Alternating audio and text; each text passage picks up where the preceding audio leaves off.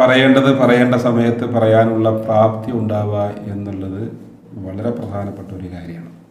പ്രസംഗം പഠിക്കാനുള്ളതല്ല, പ്രസംഗം പരിശീലിക്കാനുള്ളതാണ്. പ്രസംഗ പരിശീലനം എന്ന് പറഞ്ഞു കഴിഞ്ഞാൽ പ്രസംഗിച്ച് പരിശീലിക്കലാണ്.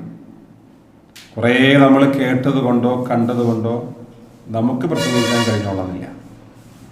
ഇതുപോലെയുള്ള കുറച്ച് ആളുകൾക്ക് മുമ്പിൽ 2 വാക്ക് പറഞ്ഞ് പിന്നെ അത് 4 ആകും 6 ആകും, പിന്നെ നമ്മൾ ഒരുപാട് ആളുകൾക്ക് മുമ്പിൽ സംസാരിക്കാൻ കഴിവുള്ളവരായി മാറും.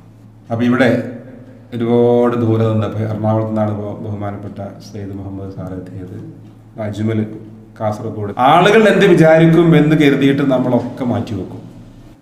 ആളുകൾ എന്തെങ്കിലുമൊക്കെ വിചാരിക്കാതിരിക്കണമെങ്കിൽ, അല്ലെങ്കിൽ ആളുകൾ വിമർശിക്കാതിരിക്കണമെങ്കിൽ, ആളുകളൊന്നും പറയാതിരിക്കണമെങ്കിൽ നമ്മളൊന്നും ചെയ്യാതിരിക്കണം. എന്തെങ്കിലുമൊക്കെ നമ്മൾ ചെയ്യുകയോ നമ്മൾ എന്തെങ്കിലുമൊക്കെ രംഗത്തേക്ക് ഇറങ്ങുകയോ ചെയ്യുമ്പോൾ ആളുകൾ ഒരു പക്ഷേ വിമർശിക്കും, അവർ പലതും അഭിപ്രായം പറയും, അവർ പലതും ചിന്തിക്കും.